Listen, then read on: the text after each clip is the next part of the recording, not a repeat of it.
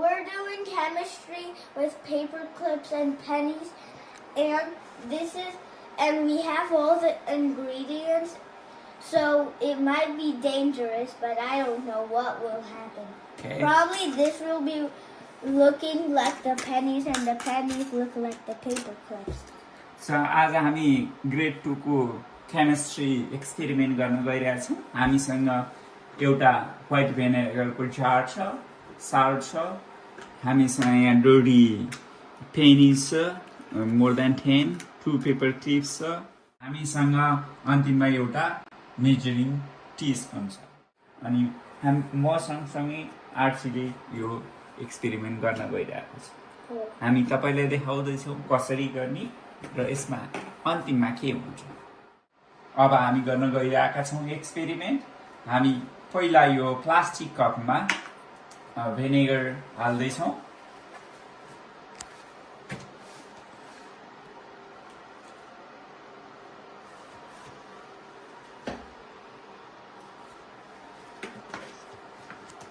यसमा हामी अब के गर्ने आर्सी अच्छा हामी 1 चम्चा नुन हाल्न गइरहेका छौं। नुन हालेर हामी यसलाई मिक्स गर्छौं।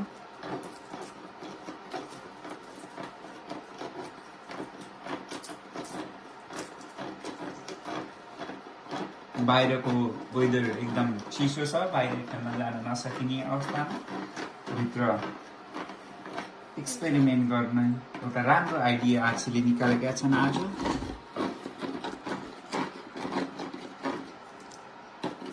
ल आर्सीले पेन यहाँ राखेका छन्। अब यो सँगसँगै हामीले यो दुईटा पेपर क्लिप पनि यहाँ राखेका छौं र हामी यसलाई 5 मिनेट समय यसरी नै छोड्नेछौं र बीचबीचमा यसरी चलाइदिनेछौं। अब 5 मिनेट पछि के हुन्छ हामी तपाईलाई देखाउन गइरहेका छौं। अब हामी 5 मिनेट पछि हेर्न गइरहेका छौं। मैले एउटा एक्स्ट्रा पिन पनि राखेको छु पेपर क्लिप, अनि कम्पेयर गर्न गइरहेका छौं। पहिला हामी यो पिनलाई पेपर क्लिपलाई यहाँ बाहिर निकाल्दै छौं अनि पेपर टावल माथि राख्दै छौं अनि यसलाई हामीले ड्राई गर्छौं, क्विक ड्राई। त्यसपछि आर्सीले के देख्यो? I noticed the one that we put inside is gray and it looks painted. It's painted. अब हामी त्यसै गरी एउटा कोइन पनि निकाल्न गइरहेका छौं। Do we have another coin? Coin पनि यहाँ यसरी राखेर यसलाई चाहिँ ड्राई गर्ने अनि क्लिन गर्ने।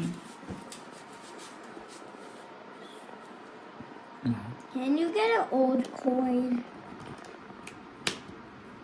यसो हेर्दाखेरि सबै कोइनबाट धेरै जसो फोहोरहरु चाहिँ गइसकेको छ। यसमा हेर्न सकिन्छ। I got it. तर यसलाई मजाले चाहिँ सफा गर्न सकिन्छ यसरी। भनेको मतलब के भयो भन्दा यो कोइनमा भएको जति पनि फोहोर छ यो पेपर क्लिपमा गएर बसेको छ।